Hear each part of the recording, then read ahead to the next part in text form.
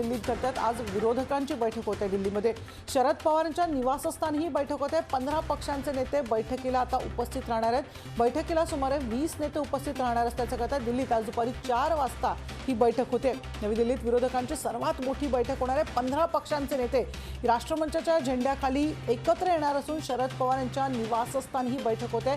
साधारणतः 4 वाजता शरद पवारांच्या निवासस्थानी बैठक होणार आहे। यशवंत सिन्हा, पवन वर्मा, संजय सिंह, डी राजा, फारूक अब्दुल्ला, जस्टिस ए.पी. शाह, जावेद अख्तर, केसी तुलसी, करण थापा, आशुतोष, माजिद मेमन, वंदना चव्हाण, वाय कुरेशी, केसी सिंह, संजय झा, सुधींद्र कुलकर्णी, अरुण कुमार, अर्थतज्ञ कोलिन गोन्साल्विस, घनश्याम तिवारी, प्रीतीश नंदी या 20 नेत्यांची उपस्थिती असणार आहे। या बैठकीला आम आदमी पार्टी, तृणमूल काँग्रेस, आरजेडी, राष्ट्रवादी पक्ष या पक्षाचे नेते उपस्थित असणार आहेत। सकाळी राष्ट्रवादीच्या राष्ट्रीय पदाधिकाऱ्यांची एक बैठक होईल आणि संध्याकाळी 4 वाजता विरोधी पक्षनेते पवारांच्या घरी एकत्र येणार आहेत।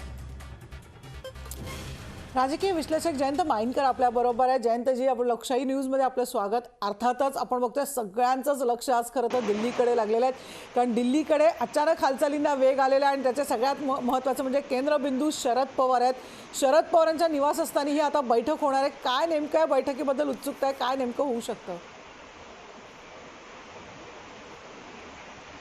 एक लक्षात घ्या, आपण ज्या पद्धतीने असं म्हणतो की एक नॉन काँग्रेस आणि नॉन बीजेपी थर्ड फोर्स हा अस्तित्वात येत आहे का, किंवा त्याचं नेतृत्व शरद पवारांकडे असेल का, तर आतापर्यंत जी काही 6 नॉन काँग्रेस सरकार आली त्याच्यामध्ये भारतीय जनता पार्टीनी एक तर बाहेरून सपोर्ट केलेला होता किंवा काँग्रेसनी तरी बाहेरून सपोर्ट केलेला होता। त्याच्यामुळे काँग्रेस किंवा बीजेपी शिवाय सरकार आलेलं नाही। अगदी मोरारजी देसाईंच्या पासून तर गुजरालपर्यंत आपण विचार केला तर त्यांना सपोर्ट करण्याचं तरी काम काँग्रेस किंवा बीजेपीनी केलेलं होतं, ही फॅक्ट आहे। आता इथे जे घडत आहे ते यूपीएचा स्वतःचा एक ग्रुप आहे। भाजप हा स्वतः एक मोठा एवढा झाला की त्यांनी आता जवळपास एनडीए सोडून दिलेला आहे, कारण शिवसेना नाही, अकाली दल नाही, त्याच्यामुळे ते स्वतःच्या भरवशावर आहेत। आणि अशा वेळेस जे नॉन यूपीए आणि नॉन बीजेपी असं म्हणावं त्यांची एक मीटिंग आहे। आणि मुख्यत्वे करून आता नॉन यूपीए म्हणावं तर जेव्हा शरद पवार या मीटिंगला स्वतः हजर आहेत आणि ते स्वतः बोलावतात, याचा अर्थ ते स्वतः एक यूपीएचे घटक आहे। एक प्रकारे शरद पवार आपल्या त्यांच्या जे काही सर्व पक्षांशी जी काही व्यक्तिगत मैत्रीपूर्ण संबंध आहेत त्याचा वापर करून, जसं आपण आत्ताच सांगितलं अँकरिंग मध्ये की 15 पक्षांचे 20 नेते, ज्याच्यामध्ये अगदी आम आदमी पासून सर्वांचा समावेश आहे, अशा 15 पक्षांचे 20 नेते एकत्र येऊन आणि त्याच्याचबरोबर सेफोलॉजिस्ट प्रशांत किशोर यांच्यासोबतची बैठक आहे। एक अशी रणनीती कदाचित ते आखू शकतात की ज्याद्वारे आतापासून 3 वर्ष दूर असणाऱ्या निवडणुकांच्या मध्ये कशी स्ट्रॅटेजी आखली जाईल। हे काही 1977चं सर्व पक्ष एकत्र येऊन मर्जर होऊ शकत नाही किंवा 1989 सारखे होऊ शकत नाही, पण जो जिथे पॉवरफुल आहे बीजेपीला पराभूत करण्याकरता तो पक्ष तिथे लढेल आणि त्याला इतर पक्षांनी, इतर नॉन बीजेपी पक्ष त्याला सपोर्ट करतील, अशी एक स्ट्रॅटेजी आखली जाऊ शकते।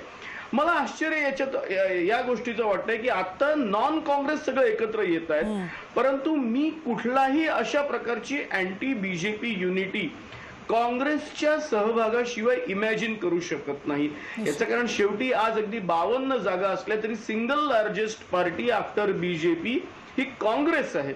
तर आणि यूपीए कडे आजही 91 जागा आहेत आणि 2019ला यूपीए कडे 91 होत्या आणि माझ्या माहितीप्रमाणे काही 80 की 85 इतर थर्ड फोर्स कडे होत्या आणि दोघं मिळून मुश्किलीने 200 पर्यंत पोहोचत होते। तर त्याच्यामुळे हे जे इतर पक्ष आहेत यांना पहिल्यांदा एकत्र करून नंतर शरद पवार हे पुन्हा काँग्रेसकडेच त्यांना जावं लागेल, ही पण वस्तुस्थिती आहे। आता याच्याबद्दल जर का आपण याचा अर्थ शरद पवार हे पंतप्रधान पदाचं किंवा राष्ट्रपती पदाच्या करता उमेदवार असतील का 2022ला किंवा 2024ला, असं आत्ता जर का कॅल्क्युलेशन केलं तर तेही अयोग्य होईल। याचं कारण पहिली गोष्ट, शरद पवारांची ताकद ही लोकसभेमध्ये 9 खासदारांच्या पलीकडे गेली नाही आणि 9 खासदारांच्या भरवशावर त्यांना पंतप्रधान पद त्यांना मिळेल अशी अपेक्षा ठेवणं सुद्धा चूक आहे. निश्चित पण माइनकरजी एक अर्थात rallying point, तो तर मुद्दा small आहेच, rallying पण point म्हणून माइनकरजी शरद एक पवार महत्वाचं म्हणजे आता हे आपण जर म्हणायला समजलं काँग्रेसला बाजूला ठेवून अर्थातच आता हे सगळे एकत्र येताना बघायला मिळतं. अर्थातच काँग्रेसची काय भूमिका राहील पुढे याबद्दल सगळ्यांनाच उत्सुकता, आणि काँग्रेसची मला वाटतं बैठक पण आहे त्या किंवा बैठकीमध्ये सुद्धा चर्चेला जाईल. पण आता हे जे पक्ष एकत्र येतात, अर्थातच ममता बॅनर्जी असो किंवा आप असो किंवा आता इथे राष्ट्रवादी असो, प्रत्येक जण एक महत्वाकांक्षा असलेला असा कुठचा तरी पक्ष खरं तर म्हणायला पाहिजे, त्यांच्या राज्यात स्ट्रॉंग असलेला असा पक्ष म्हणायला पाहिजे. यांचं एकत्र येणं हे कितपत योग्य आणि ते एकत्र नांदतील हे कितपत योग्य आहे, कारण त्याच्यामध्ये सुद्धा आपण बघतो अनेक हेवे दावे आधी सुद्धा दिसून आलेले आहेत. मी तुम्हाला याच्यातलं एक 2004चं M.K. पंधे या नावाचे कम्युनिस्ट नेते होते, त्यांनी सांगितलेलं वाक्य सांगतो, किंवा केवळ त्या एका वाक्यावर आपण असं धरूया की UPAचं सरकार 10 वर्ष चाललं. त्यांनी असं सांगितलं होतं पत्रकार परिषदेत की आम्हाला फक्त BJPला दूर ठेवायचं आहे सत्तेपासून केंद्रातल्या, आणि या कारणासाठी इतर आमचे आयडिओलॉजिकल डिफरन्सेस कितीही असतील ते आम्ही स्वीकारू, पण आम्हाला BJPला सत्तेवर येऊ द्यायचं नाही. आणि जर UPA सरकार डॉक्टर मनमोहन सिंग यांच्या नेतृत्वाखाली चाललं, याचं एकमेव वाक्य असेल तर ते हे वाक्य. आता सुद्धा जे होत आहे ते केवळ त्या एका वाक्यावर, आम्हाला मोदींच्या नेतृत्वाखालील BJP सरकार नको, या एका मुद्द्यावर हे सगळे पक्ष with due differences among themselves, म्हणजे जर का आपचं म्हणेल की लिडरशिप ही अर्थात केजरीवालांकडे राहील, तर तृणमूल म्हणतील की आमच्याकडे ममता बॅनर्जी, शरद पवार तर अगदी 1991 पासून त्यांचं नाव पंतप्रधान पदाकरता येत आहे. हे सगळे त्यांच्यातल्या व्यक्तिगत महत्वाकांक्षा, व्यक्तिगत हेवे दावे, हे सगळे असताना सुद्धा एक कॉमन थ्रेड आता सुद्धा राहील, आणि तो म्हणजे आम्हाला BJPला हटवायचं आहे. आपल्याला बंगालच्या निवडणुकीत हा अनुभव आलेला असेल की बंगालच्या निवडणुकीत एक प्रकारे कम्युनिस्ट आणि काँग्रेस या दोघांनीही एक वॉक ओव्हर दिला, जणू आपल्या कार्यकर्त्यांना सांगितलं की तुम्ही तृणमूलला मतं द्या कारण आम्हाला BJPला सपोर्ट करायचं आहे.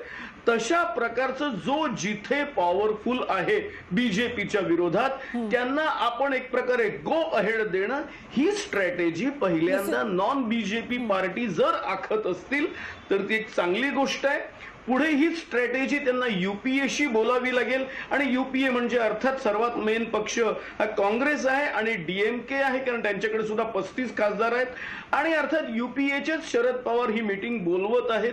तर त्याच्यामुळे हे एक प्रकारे चांगलं एक लक्षण होत आहे, आणि याचे main cord with due differences for internal जे काही त्यांचे आहेत की लीडर कोण असेल, हे जे काही डिफरन्सेस आहेत हे सगळे राहतील.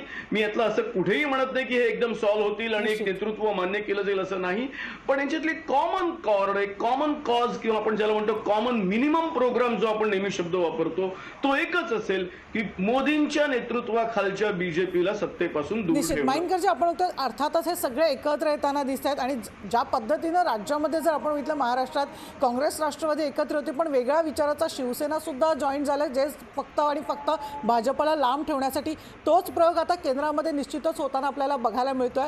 पण अर्थातच हे सगळे एकत्र येणं, आता 2 वर्ष अजून आहे, 2024ला अजून निवडणुका 2, 2.5, 3 वर्ष खरं तर आपण म्हणायला पाहिजे आहेत. यामध्ये खरंच हे एकत्र येऊन भारतीय जनता पक्षाला बाजूला सारू शकतील का, किंवा यांची ताकद नेमकी किती म्हणता येईल आपल्याला एकंदर?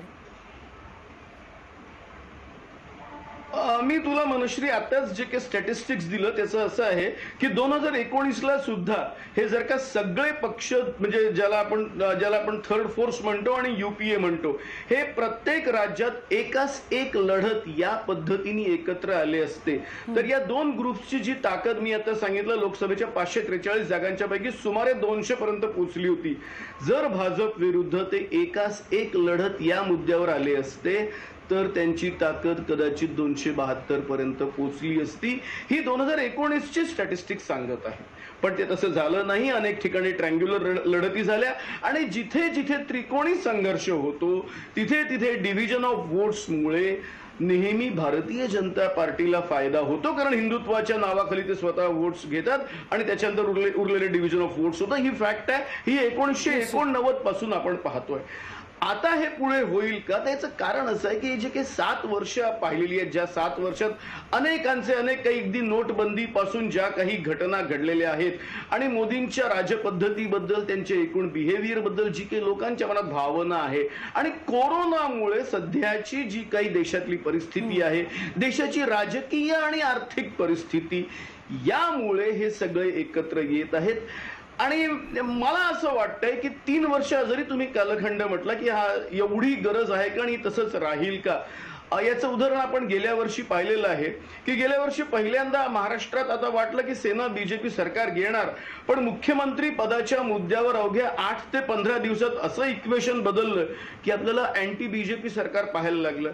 त्याच्यामुळे राजकारणात एखादी गोष्ट घडायला अगदी एखादा दिवस का एखादा तास सुद्धा आणि हा प्रयोग होताना आपल्याला दिल्लीमध्ये शरद पवार करताना बघायला मिळतोय. अर्थात तो कितपत यशस्वी होईल, काय नेमकी चर्चा होईल याबद्दल उत्सुकता आहे. पण या सगळ्यामध्ये मानकरजी खरं तर वेळ कमी म्हणून एक शेवटचा प्रश्न तुम्हाला विचारते, या सगळ्यामध्ये काँग्रेसची भूमिका काय असणार? काँग्रेस, कारण आतापर्यंत युपीएचं नेतृत्व काँग्रेसने केलेलं आहे, एक तिसरी आघाडी सुद्धा आता होऊ बघते.